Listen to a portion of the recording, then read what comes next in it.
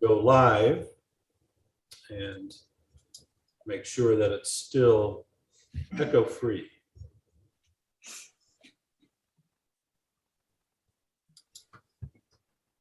Go live. Okay.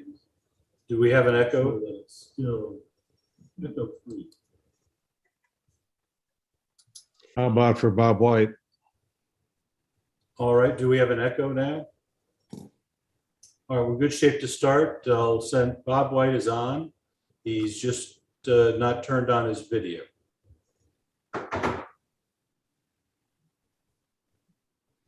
Okay, it is Mr. There you go. There is Bob. Bob, are you available now to talk? No. No, and and according to our Zoom, he's fine. So maybe check the volume on the device you're using. Make sure your microphone is plugged in. So we get a little chalkboard and Bob can write in his response. Sign language. Anybody read lips?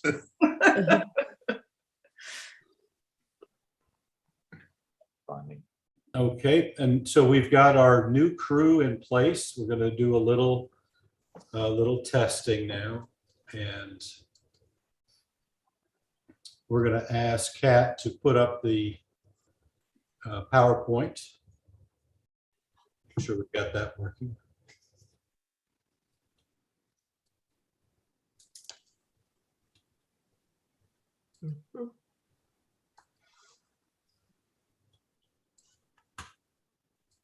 Okay.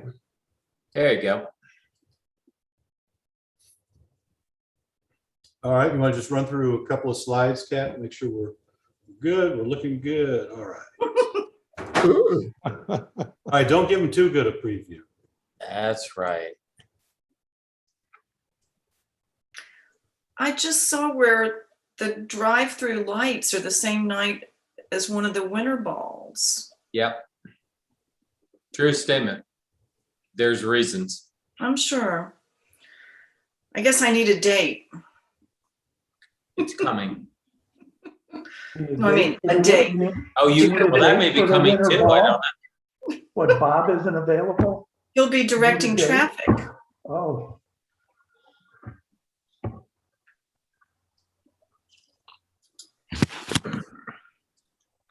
We'll run some food out to you. You can join him.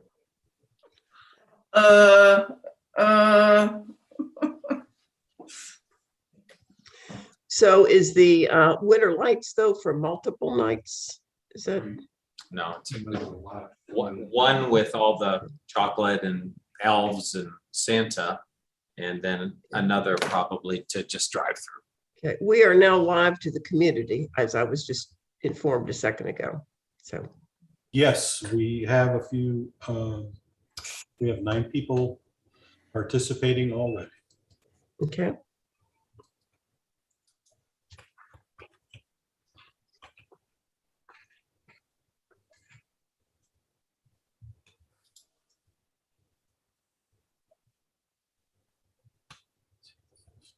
Three.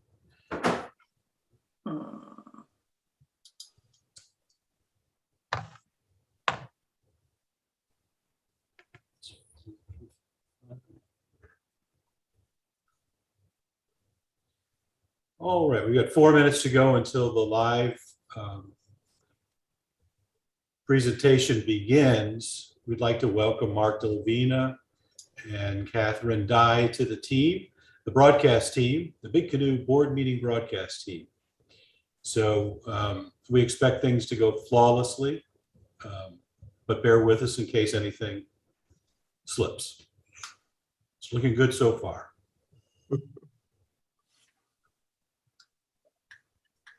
Hey, Tim. Yep. Over an introductory comment into the comments there, inviting people to leave comments.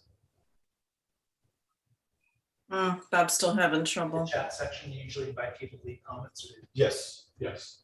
And then towards the end, as we get towards the end of the agenda, then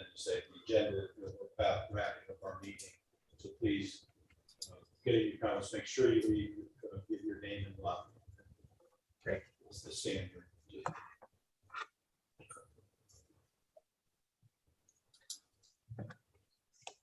So I will be on as Mark Levine. Are you on as Tim, or how do you work that? I don't really appear, I don't think. Okay, I'll have to fix that next time, but I'm going on as myself, unfortunately. That's gonna be fun. I am signed out as Mark Levine, so they're gonna see me as Mark Levine, right? Talking. That's fine. Which I'd rather not. No, that's fine. Do you want to be someone else? I want to be anonymous. I could change you. Make you Your time. marketing It's like communications. communications. Yeah, that's-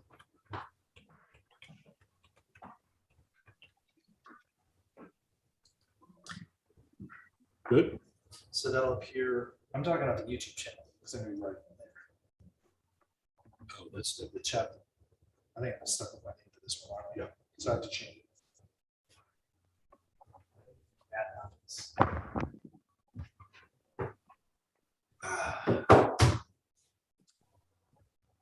Tim, you could put up the agenda slide. all right, Catherine. We can start that PowerPoint.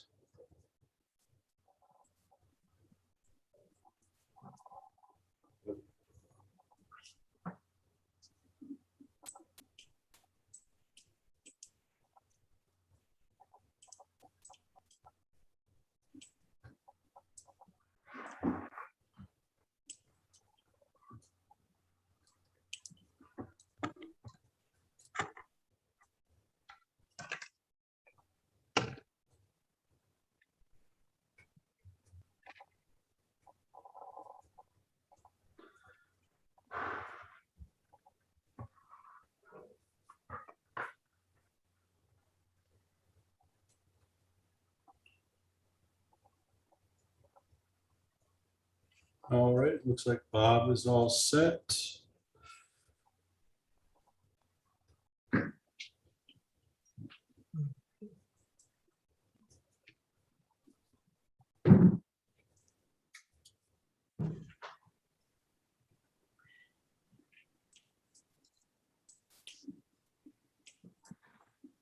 All right.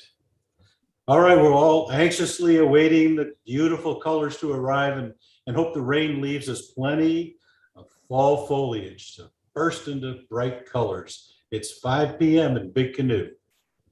Thank you, Tim, and good evening, everyone, for this October board meeting. We'll begin as we usually do with Scott's administrative report and financial report from both Scott and Amy, as well as a report from Bob White from the Finance Committee. Then we'll move into the sales report through September from Jenna Lackey with Big Canoe Realty. And in our business section tonight, we'll have 2 votes and a ratification.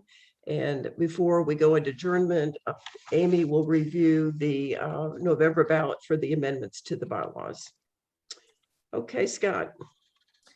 Thank you, Candace. As Tim would say, it's a beautiful day in Big Canoe, except it's only if you're a trout is it a beautiful day in Big Canoe. But sun is coming out. It's going to be gorgeous on Sunday. So beautiful colors coming our way. So Kat, you can go to the first slide for me.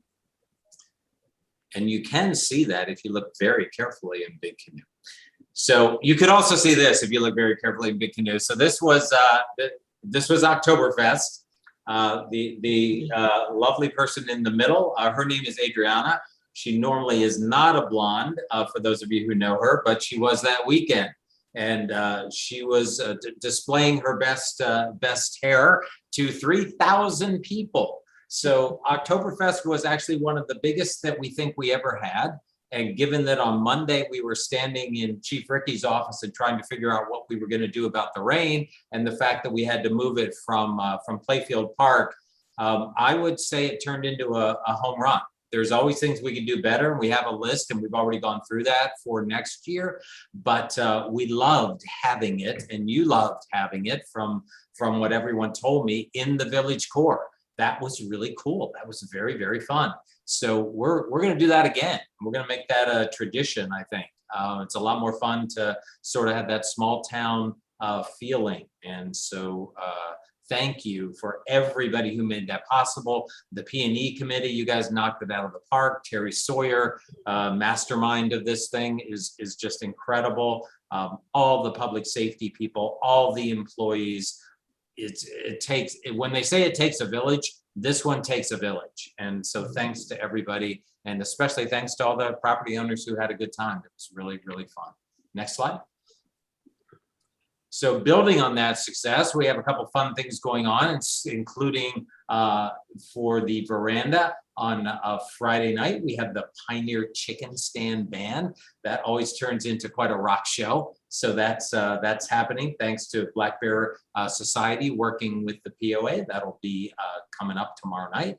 Trunk or treat. Well, guess what? It's raining again. This is getting to be a tradition. But the good news is we have a building that usually is partially decorated for Halloween. It's called, it's basically called the Chimneys. Sort of has that Dirty Dancing feel inside.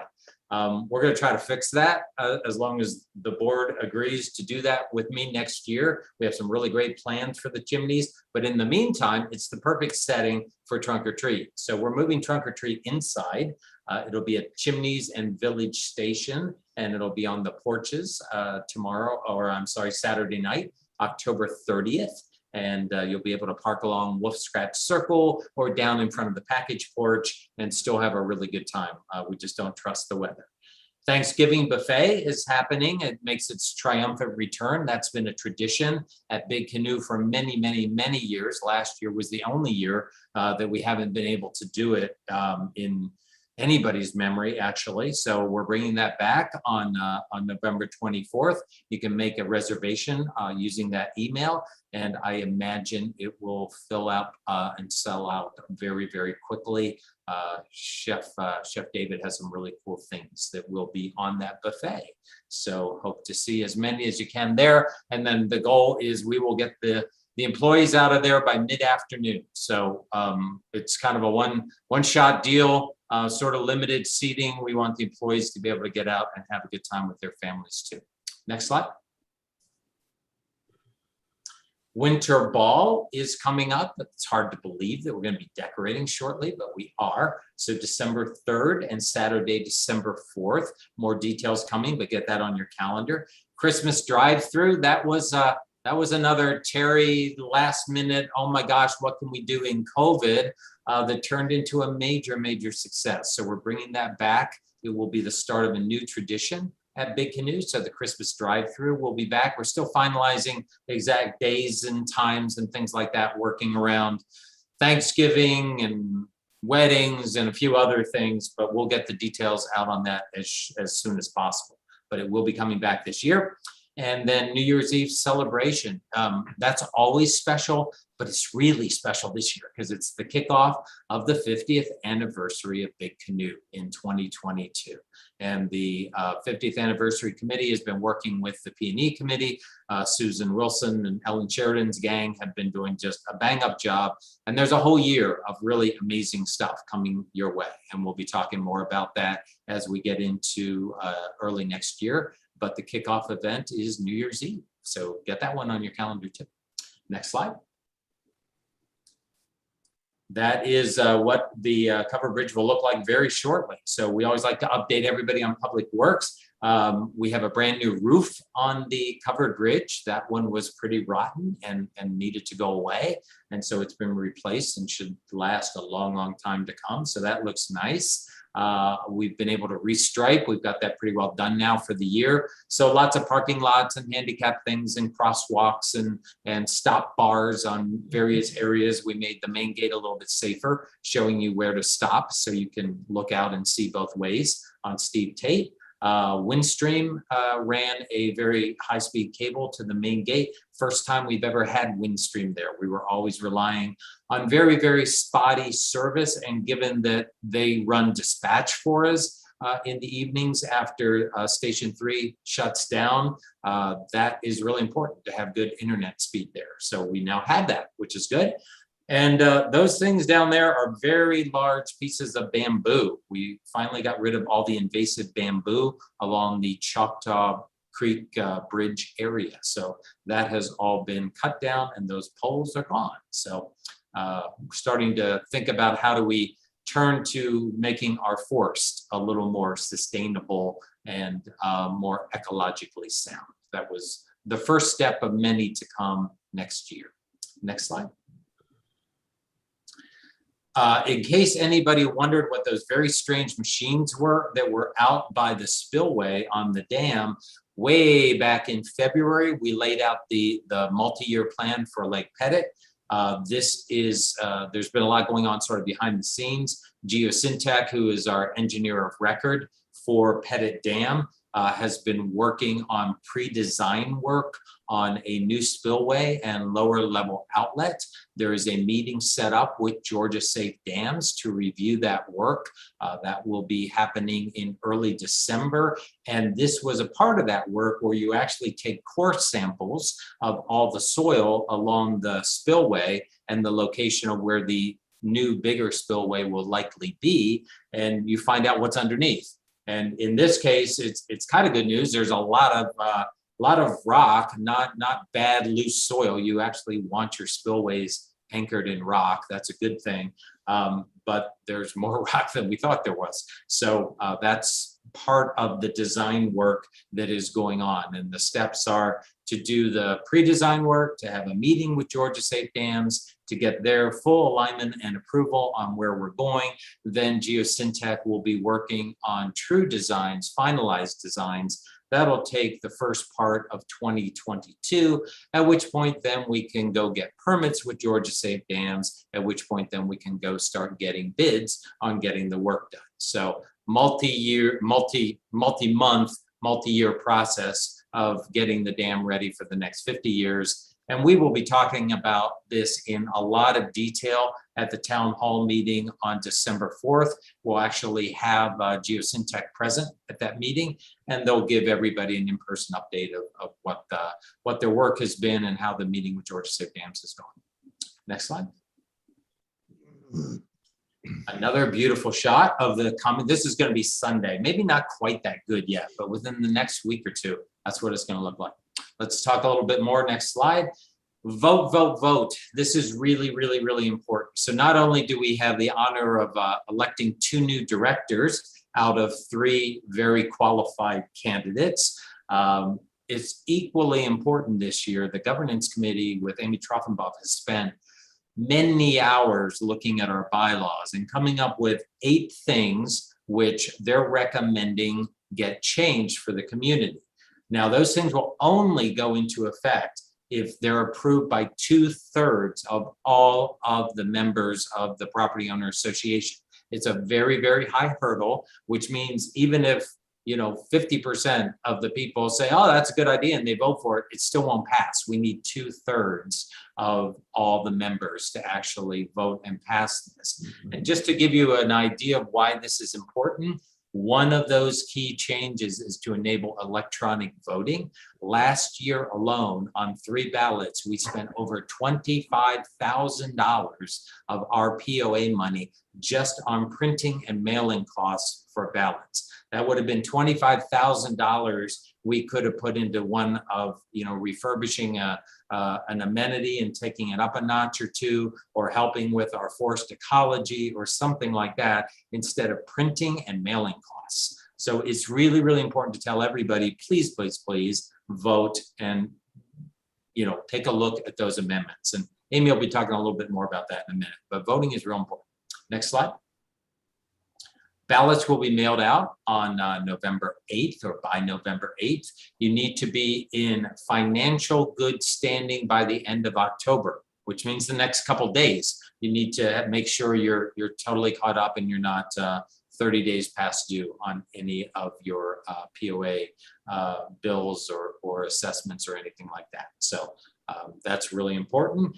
And if you know you're not going to be here and that the address that we have in the Dwelling Live system is not where you're currently sitting, because you've already gone to Florida or something of that nature, you can send an email to asktheboard@bigcanoepoa.org, and we will mail a ballot to your alternate address. And again, it's really important because we need 2/3 of y'all to vote for these amendments. Very, very important. Otherwise, a whole lot of work happened for nothing. And quite honestly, again, I don't like spending money on the US Postal Service. I like spending money on making Big Canoe a better place. So please get out and vote. Next slide, please. Candidate-wise, there's the 3 charming folks who are very qualified to run for the board. 2 of them have really great hair. I won't say who. 2 of them have great hair. And we've decided to add another Q&A session. The last one was a little bit early, and people don't really start thinking about elections until the ballots come out. So we've added one on November 11th at the Beach Club, 5 p.m. You have a chance to come in, again, meet the candidates, talk to them, ask a lot of live questions. One of the things that the election committee came up with, which was a really neat idea, is just go out to past presidents, people who have walked the walk and talked the talk, and basically said, hey, if based on your experience, what are some things that you think we should ask the 3 candidates? So past presidents will have a chance to submit questions to the 3 candidates as well, which is kind of a neat idea. And then Amy will also be doing a little bit of a flyover again of those 8 proposed amendments, which will be part of the ballot. So all that will be happening on November 11th. It would be great to see a whole lot of people out there because this is a very, very important election. We've got a bunch of stuff coming up, a bunch of big projects looming, and financial decisions we want to make, and improvements we want to do, and a strategic planning survey that we want to bring to life. And so this is, to me, a very important election. Please take the time. Next slide. Department updates. Let's go to the next one, please. So 2 handsome gentlemen there, one with good hair. And basically, I wanted to announce a change. As we talked about before, Jason Brunel, after 26 years, left Big Canoe to pursue dream about business ownership. So we made a couple changes. A new Saxena, professional engineer who's been on our staff for most of this year. He was handling all of our new capital projects. We've expanded his role, and he is our new director of engineering and operations. And he will oversee the entirety of public works, which includes golf maintenance, landscaping, architectural control, and environmental control. And because there's so many projects, so many things that we're working on, the list is honestly bigger than probably Big Canoe's had since it was built. And maybe that's appropriate given that we're going into our 50th anniversary year. But Anu has his hands full. We've given him a chief lieutenant, a very, very well-deserved promotion. Lydell Mack has been promoted to director of grounds. Lydell will then have responsibility for a new golf superintendent to basically handle all of our 27 holes of golf and maintain them at the standards that Lydell is used to delivering. And also Matthew Parks will report to Lydell. That way we bring all of grounds maintenance together in one group. We hope there's a lot of synergy there in terms of people, equipment. Lydell has some beautiful processes that he uses every day to run the golf course. We'll be able to leverage those tools and those processes over in the landscape department now as well. So we hope to see really good things out of that new combined group. So those changes are effective immediately. If you see Lydell or see Anu, introduce yourself, say congratulations. And we're lucky to have both of them in the POA. They're amazing people. Next slide. And public safety. This is the new tradition I'm starting now. We've been publishing this for a long, long time in smoke signals, but honestly not in a format that's always easy to understand. And there's a lot of good stuff in smoke signals. So a lot of people miss this. So I'm going to do this every month. This is what I'm now calling my new public safety dashboard. And one of the things that came out on the strategic planning survey is one of the main reasons we all moved here is safety and security. And it's really, really important to enforce the rules and maintain a safe and secure place. So I'm going to use this as a dashboard every month. We had 64 calls come into public safety in the month of September. 28 of those were for rules and regulations concerns, 32 were EMS calls, and 4 were fire.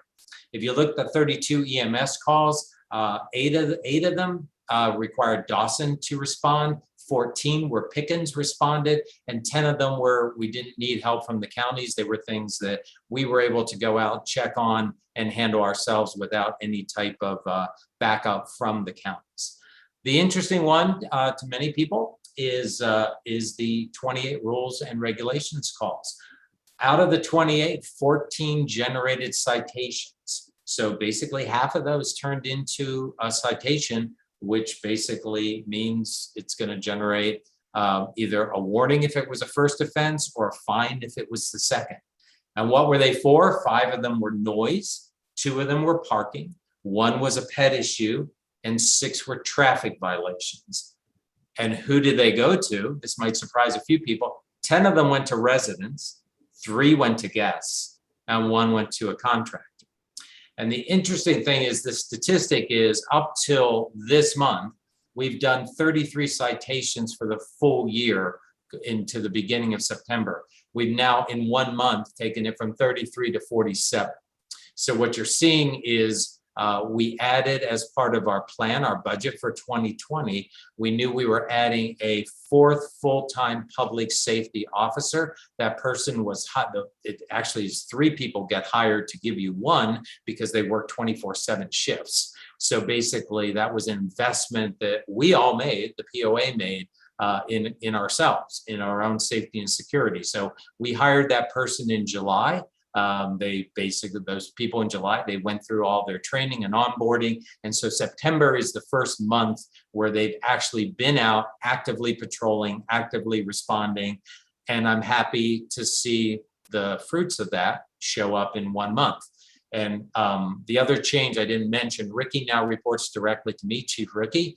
So one of those, when Ricky and I meet now, which is regularly, this is one of the key things that I've told him is we need to see these numbers go up. We need to, make sure that we're out there, we're patrolling, we're being active. The speed trailer is now out there, calibrated, issuing fines. That's what all they ask the POAs, and that's what the strategic planning survey says that the community really wants. So we're going to deliver on that. So look for this every single month. We'll keep tracking it and show you progress on that. Next slide.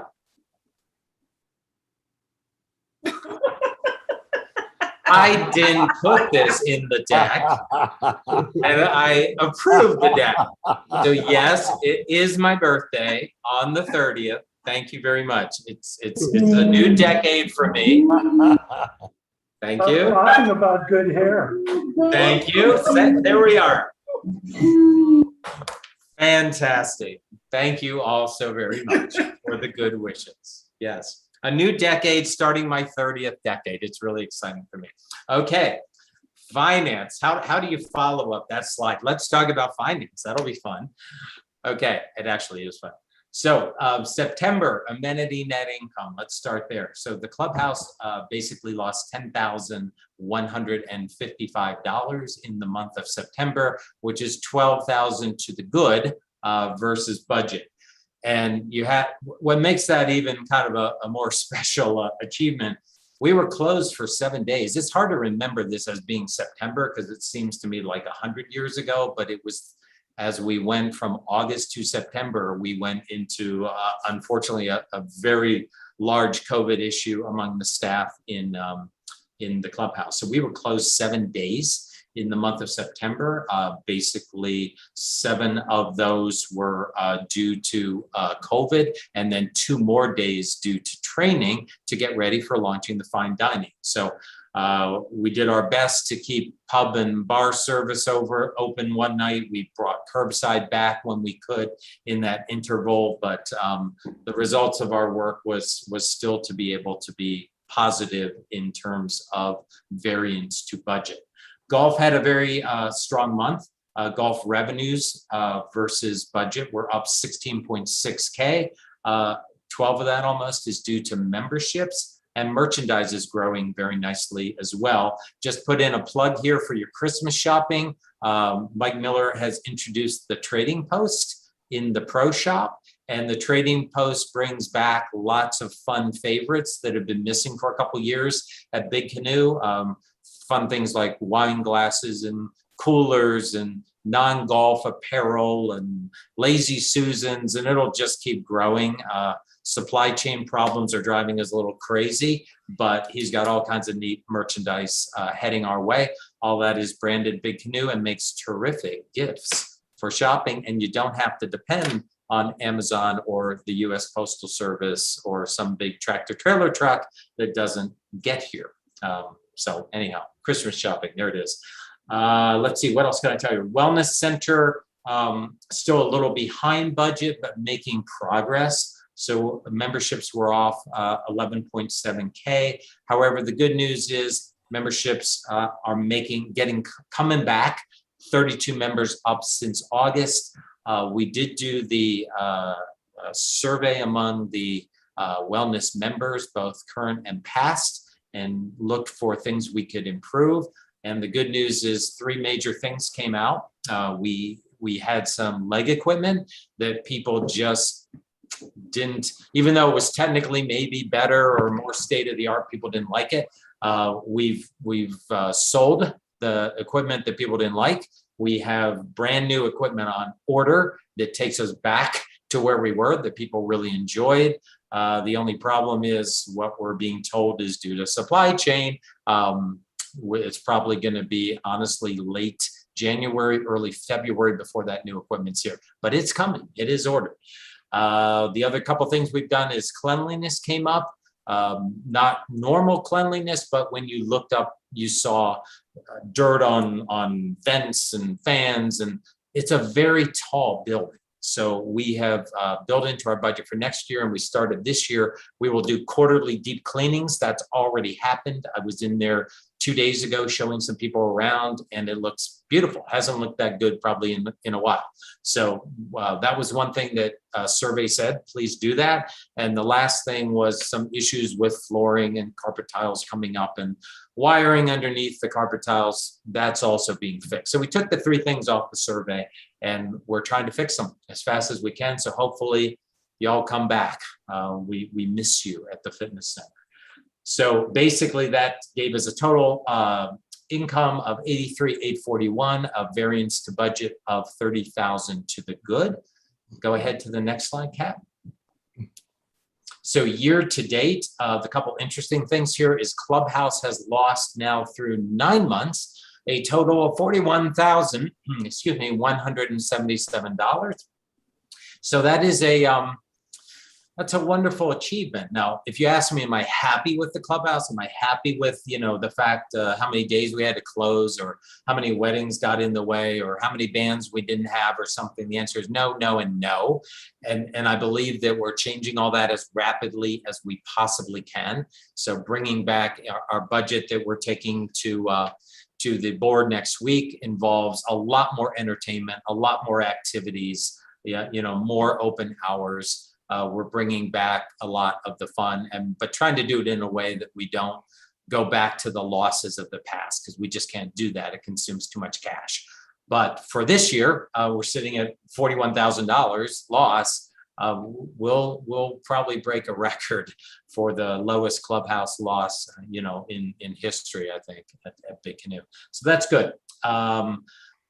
Bottom line is we're running 474,000 to the good versus budget year to date in the amenities. And just go ahead and click there, Kat. And so year to date, that's 583,000 to the good versus 2020. All right, next slide.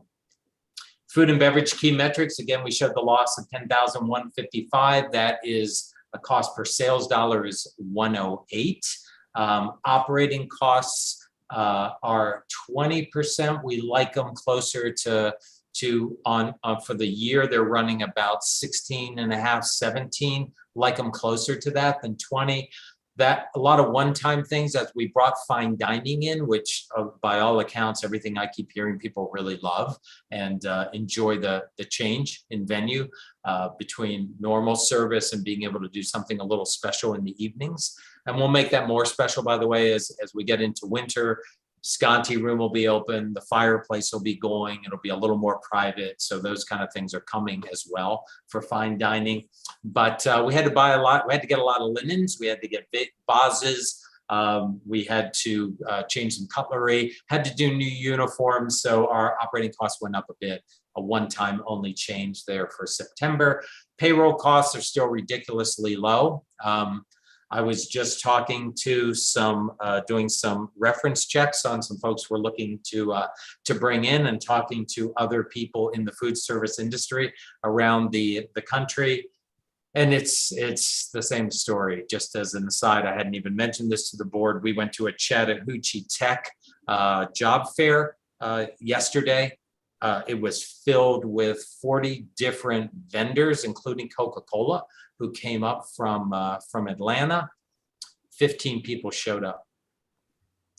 15 employees, 40 employers. So that's what we're up against. So be super nice and appreciative to the folks that are making our service what it is, because they're keeping us going, and they deserve your thanks.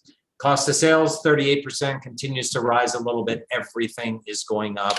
My wife Cindy told me a package of Smithfield turkey has doubled in price at IGA in the last couple months. Just sliced turkey doubled. Crazy. All right, so that's kind of where we are. And again, the good news with that, if you click on there, Kat, good news is year to date, we are at $41,000 loss. The budget was to be at a $275,000 loss. So again, some of that is we've had to close more often than we would have wanted to, but a lot of that is really good controls that have been put in place in food and beverage over the last year and a half. And we want to make sure that we don't ever go back. Okay, next slide. This is total financial summary. So general operating revenue, 943,678, 13,000 to the good. That is a combination of transfer fees and some finance charges, helping with that 13,000. Operating expense, 56,000 to the negative. Some of this gets repetitive with months before. Administration and salaries will always, for the rest of this year, have a variance of about 16.9K. That's due to some changes in my compensation the board made, and also bringing in a new as the director of capital projects and the benefits there. Legal expenses, again, over this month, 7.5K. Some of that, honestly, is due to issues we've had, again, with various responses necessary because of some property owner issues and questions and things of that nature. Some of it's also due to the fact that we made some changes in the company structure, which ended up saving us money on our benefits for next year. So that money will more than pay itself back next year. Consulting fees, the strategic plan is coming to a close. And we got an excellent survey executed by T4 Associates. About 2,100 of you responded to that. That's the charge associated with part of that hits this month. Public Works, because I knew we were running so to the good, we basically decided to do a little bit more spruce up inside. So we fixed the inside of the beach club. That's all been freshly painted. Floor maintenance there has been redone, and we're redoing all the cushions and things there because it just looked really bad. So we're fixing that. And then we had to do the Black Bear Pub floor maintenance where we had the leak, and we've had the plywood there waiting for wood for many months, and that's finally been taken care of. Public safety, 9K. Again, that was because we changed our wages for the gate staff so that we could go back to 24/7 and actually hire people to staff our gates, and also making some changes in other parts of public safety. And again, the fact that we've added now the full year person that's in there as well. And just a little last note, as of September 30th, we have captured $470,000 in the capital contribution fund, which is a beautiful thing. That's going to go to help refresh and rebuild Big Canoe for the next 50 years. So very grateful that everybody voted to pass that last year. So basically, net income from operations for September, the actuals are 127,865. Variance to budget, including a hit on depreciations, 28,218.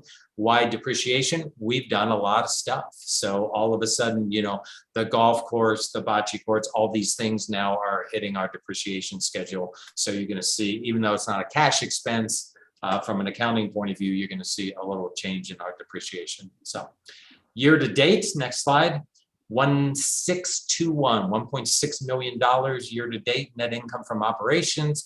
That is 521,000 to the good through the end of September. Okay, next slide. You can just skip over it. There's nothing too interesting. 2020 is a tough thing to compare to. Revenue variance compared to budget. This was as of a week ago. We're tracking very, very nicely. Clubhouse is on plan. Golf is a smidge below. Marina is back on track to do extremely well this month. Total amenities are running 5.2% ahead of plan as of a week ago. So the month is looking good for October so far. If we get good weather for the rest of October, that'd be helpful. Okay, next slide. And Amy, I'll turn it over to you next. Well, try as I may, I can't come up with anything terribly interesting to say because everything is substantially the same as it was last month. And Scott, you even stole my thunder on the CCF and how many we had collected. But just running down the balance sheet, operating cash just slightly less than it was at the end of August. Master plan, same thing. We've all but paid for Creek, just got a little bit more to go at the end. And that's also where you see the CCF come in, the 188 transactions. Capital replacement, about the same.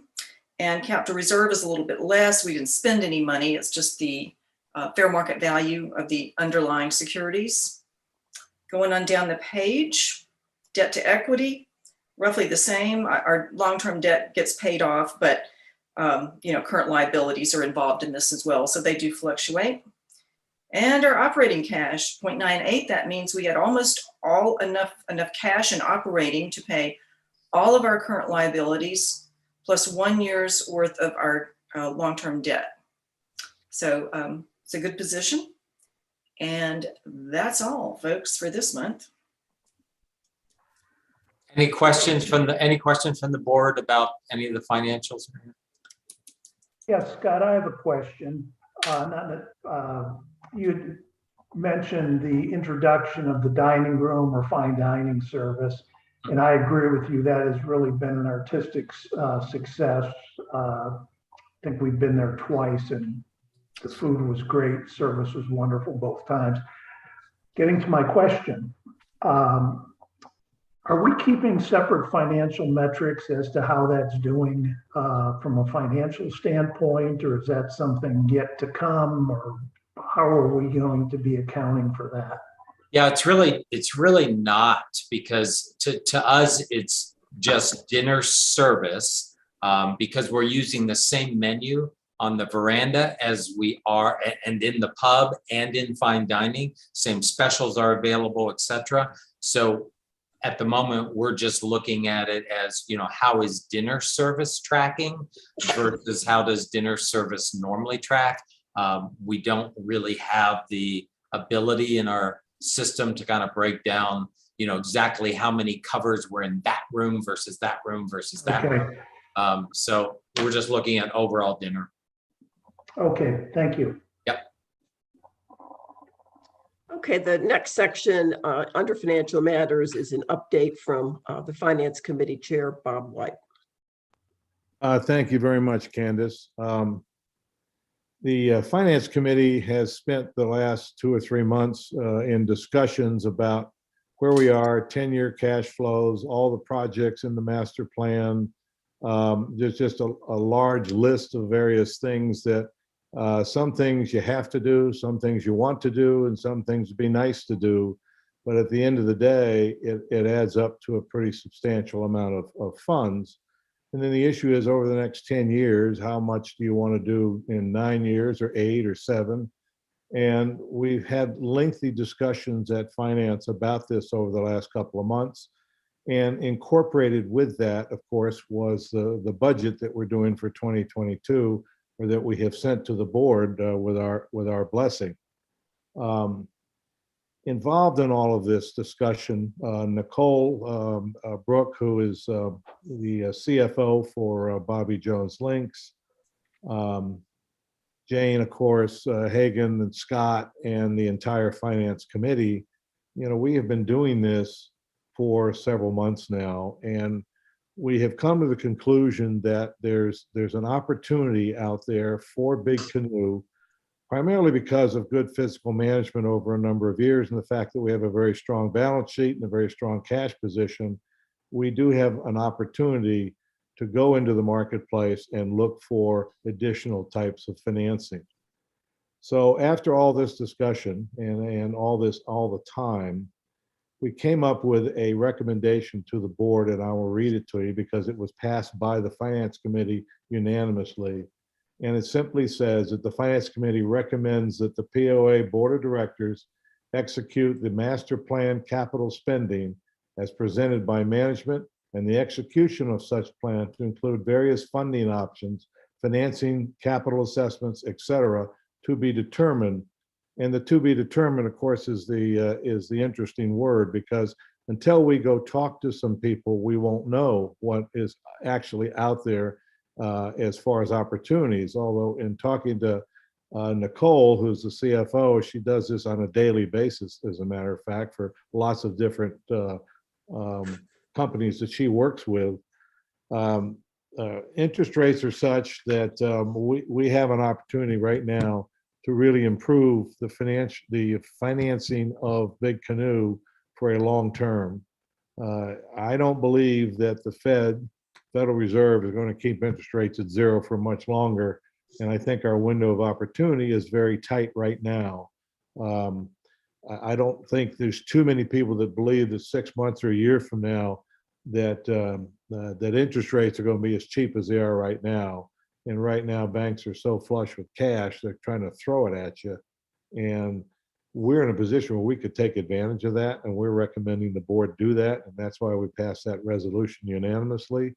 And I leave that to the good thoughts of the people on our board to respond to it. Right. And we'll be voting on pursuing that in just a few minutes. That's fine. And thank you for letting me share. Okay, thank you. Any questions from anyone thus far? Okay, well, we'll move to the next section before we get to business, and that is a sales report from Jenna Lackey from Big Canoe Realty for September and year to date.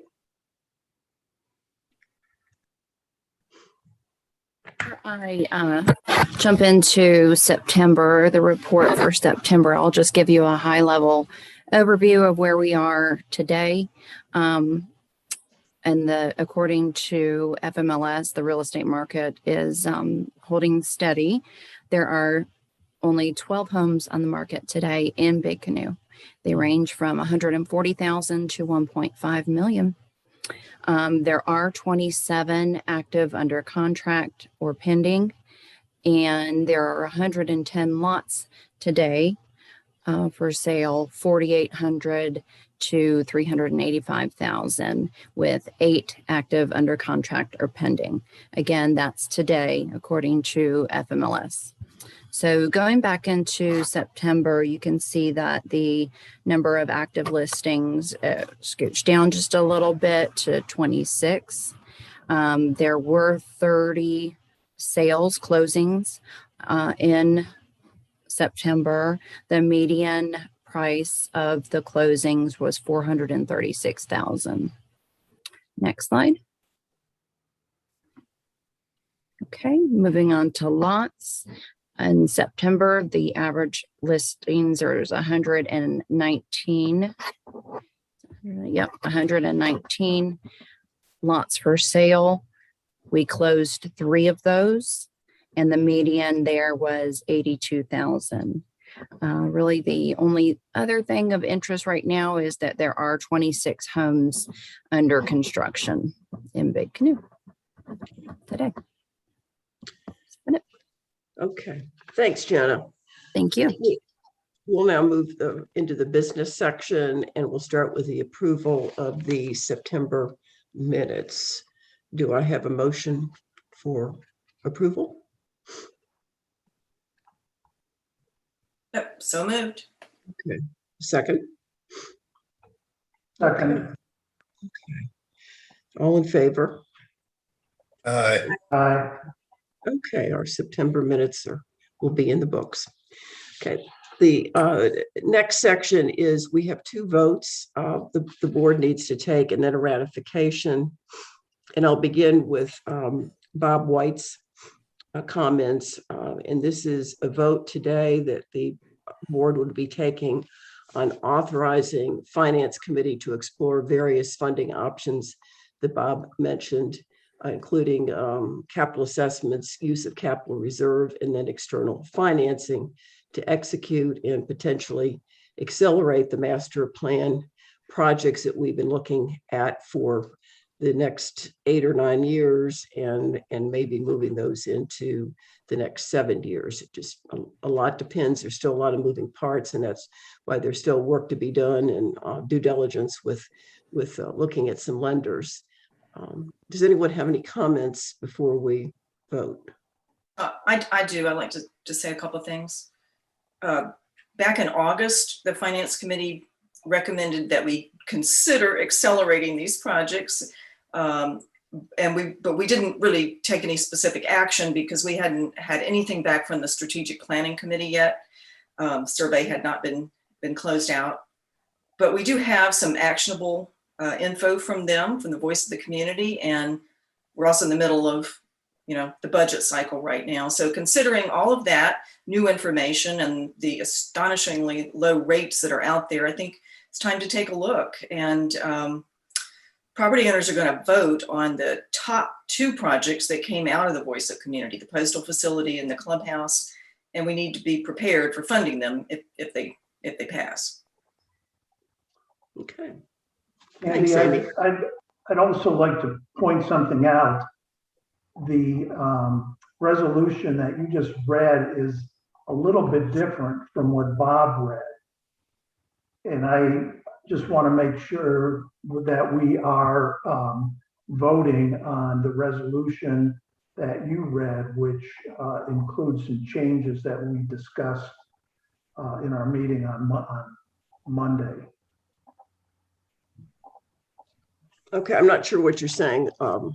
What Bob had introduced was the original version from the Finance Committee, which included verbiage that we approved the execution of the master plan as recommended by the operations.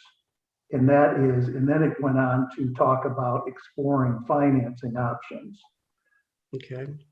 So the version you read does not include an approval of the operating plan or the master project plan as has been recommended by operations. All it talks about is going out and exploring financing. Right, and my version is what we discussed on Yes, Wednesday. absolutely. And that's what we want to go with right now. Yes, absolutely. Okay. But I did want to clarify that because Thank you. was a slight difference.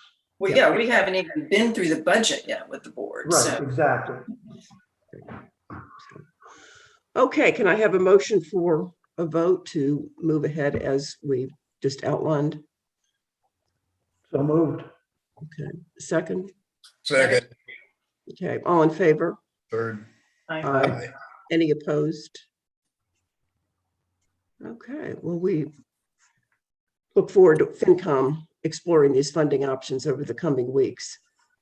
And probably the next several months, actually, but it's we also think that interest rates, as Bob outlined, are not going to be where they are right now for that much longer. And we didn't, we felt that it was important that we go down a multi-pronged process in exploring our options.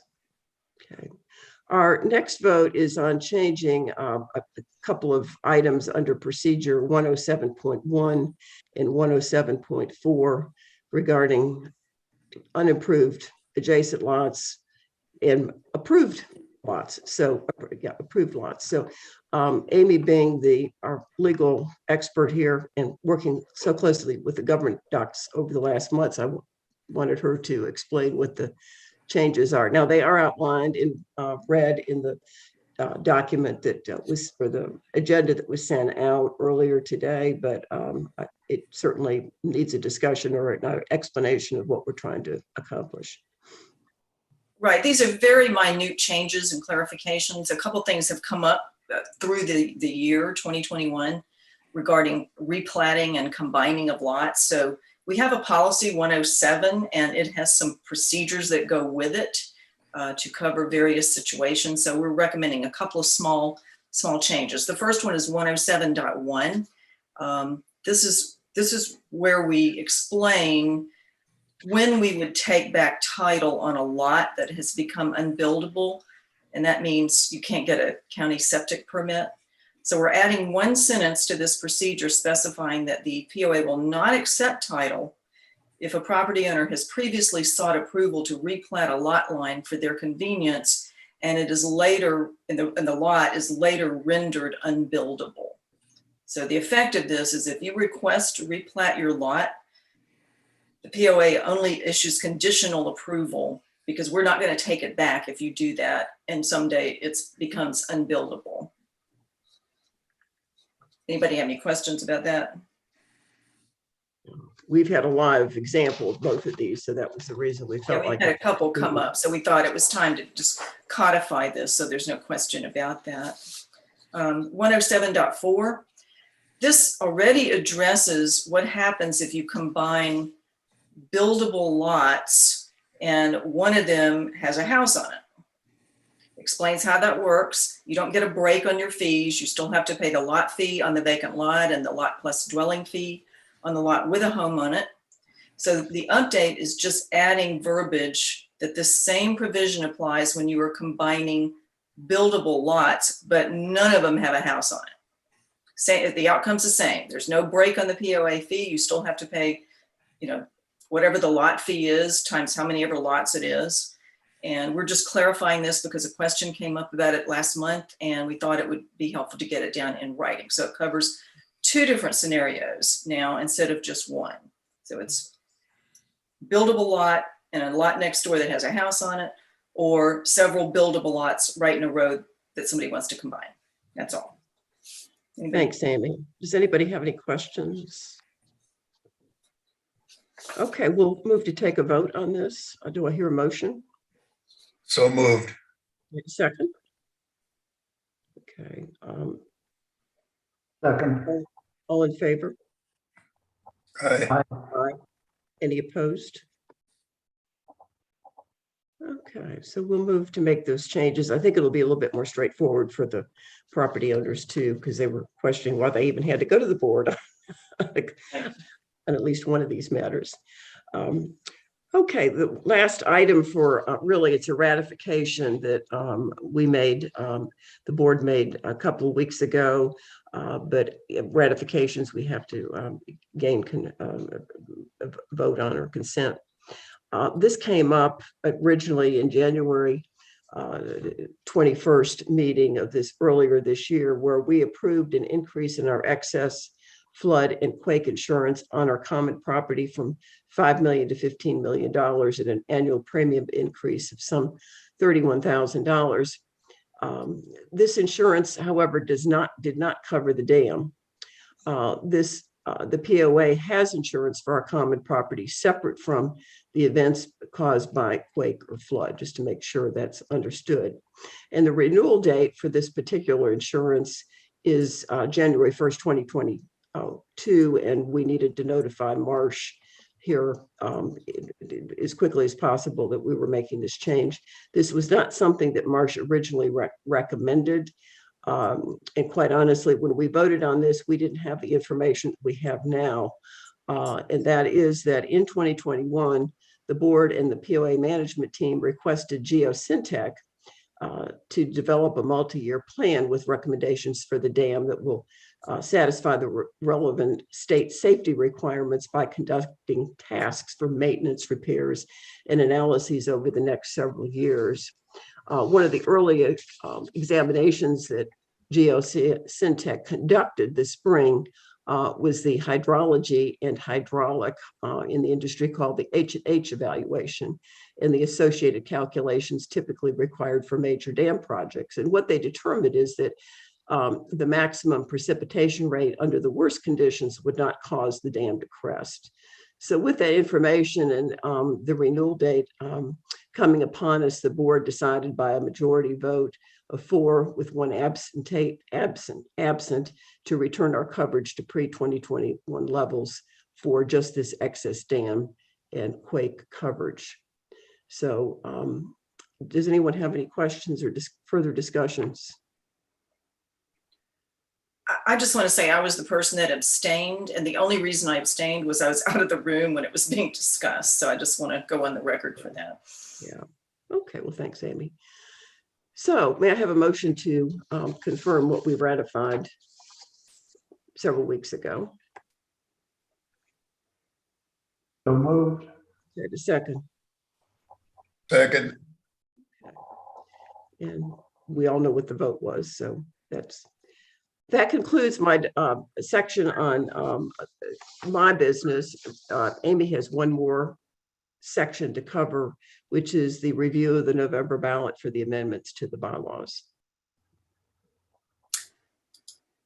Yeah, I think, yeah, there's my slide. Thank you.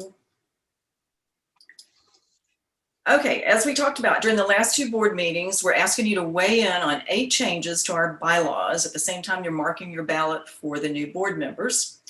The changes are not complicated, they're not very controversial, and they're being done to reduce unnecessary cost, remove unfair restrictions on who can serve, simplify the voting process, and make it easier to conduct day-to-day matters of the board. I want everyone to know that these changes do not impact our covenants or any other of our governing docs, only the bylaws. And they have nothing at all to do with the Georgia POA Act or the ability to lease your home or anything else. It strictly changes to the bylaws. The ballot will be presented as a menu, so you can vote yes for some, no for others. However, as it was previously mentioned, each one will require a yes by 2/3 of all property owners to be enacted. It's an incredibly high bar, of a voting percent that is rarely been attained in our history, and one which we're also proposing be lowered in one of those 8 changes. So same as the election of the board members, you've got to get your ballot back by December 1. We'll announce the results, hopefully happily, at the POA annual meeting on the 4th. And it's already been discussed how you can get an absentee sort of ballot if you know you're going to be out of town. So let me just run through these quickly. We did an article in Smoke Signals a couple of days ago, the online version. It's now linked on our website under the news on the left-hand side when you log on under the Inside the Gates information. And you can also get to this, and I encourage you, if you haven't been to the POA board election page, please go there. You can see this there as well. And of course, please ask the POA a question, ask a question at the end of this presentation, or just grab me when you see me if you have any questions. But just real quickly, we want to go to electronic procedures. This is consistent with Georgia law. We can do this. We just can't do it the way our current bylaws are written. Scott mentioned how much money we spent last year on postage and mailing, and this doesn't even count the labor to stuff all these things. So we're asking you to make a common sense yes on this emphatically. Please help us out. We also want to right what we consider to be a wrong, which is we feel like someone whose spouse is not on the deed should be able to exercise any powers of the owner, including the right to serve on the board. It's really not uncommon for people to exclude their name from a deed. I know Bob and I have done this at various other times in our life for estate planning and other legitimate things. So we just feel like this is much fairer and should enlarge the pool of eligible candidates. Quorum. For anybody who reads this, it's just crazy. It's a convoluted 3-tiered process that ultimately winds its way down to 25% quorum. We just want to we want to eliminate the first 2 tiers and just go straight to 25%. It takes up way too much room on the page. It's very confusing. It requires counting 3 votes 3 different times. And we just feel like it's unnecessary. And just as an aside, Georgia nonprofit law allows votes to stand with a quorum of a minimum of 10%. So 25% is quite a bit higher than what the law requires. So we're just asking you to simplify this. Next, amendments. I sort of talked about this a minute ago. This would allow for future amendments to the bylaws with a majority of all possible votes or 2/3 of all votes actually cast. Those 2 amounts, will almost always be different, just depending on the interest in the topic. This is contrasted with currently has to be 2/3 of all possible votes. So we're asking you to give us the option of a majority of all possible votes or 2/3 of all votes actually cast. And as I mentioned before, past referendums on anything here have rare, I think I heard of one in the last 5 years that even approached that amount. So we need you guys to get out and vote. But again, this has no impact on our covenants or any other documents. It's only the bylaws. Next, vacancies on the board.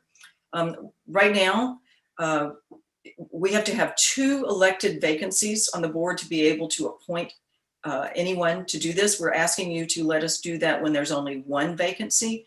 This really hampers our ability to take action when a quorum can't be met due to illness, vacation, any number of reasons why one of us couldn't be present. So we really need you all to give that right to future boards. Also, since you have to be a property owner to run to get elected, we think you should also have to remain a property owner to stay on the board. So this just specifies that if you sell your house or your spouse sells the house and you no longer have a financial interest in Big Canoe and you're on the board, you cannot continue to serve. The next one is in the interest, again, of creating a larger pool of quality eligible board candidates. Currently, nobody employed by the POA who's also a property owner can serve on the board. We're asking that starting in 2022, this change would allow part-time employees who obviously own property here, but have no employees reporting to them, be eligible to run and serve. Again, this is in the interest of creating a larger pool of people who are willing to serve the community in this capacity. And lastly, a no-brainer, please. This would just allow us to take any of these amendments that pass, as well as the few that have already passed in the past, to be incorporated into one new, completely restated document for ease of use in the future. So if anybody has questions after we adjourn, I'll be happy to answer. And or if there are questions from the board, go ahead. Yeah, Amy, just I know you've covered this in the past, but somebody might be wondering, where did all the ideas for all these changes come from? It was not Scott. It was not the Right. It was not the Yeah, board. good point. It was Right. Candy mentioned that at the very beginning of the meeting, I thought, and I know I've mentioned it in prior meetings, but it bears repeating. Yeah, we set up a GovDoc team. We actually set it up at the end of last year with a charter.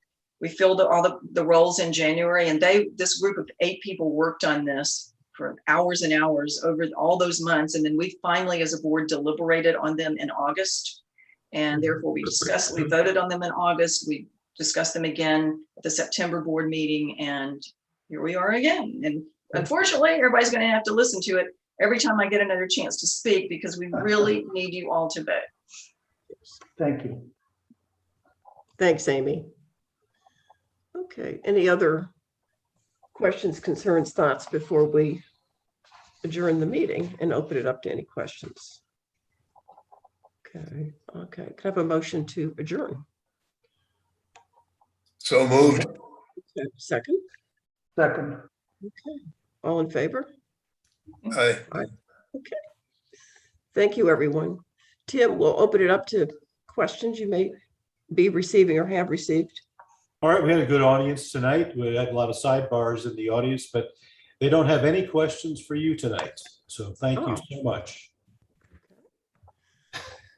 Okay, very Just a few good. shots. There have been conversations going on, but they've listened to Okay. what you've said and they're talking about it amongst themselves. Okay, well, we have asked the POA, so we look forward to any over the next couple of days. Okay, thank you all and hope you all have a good evening. Thank you. Good night.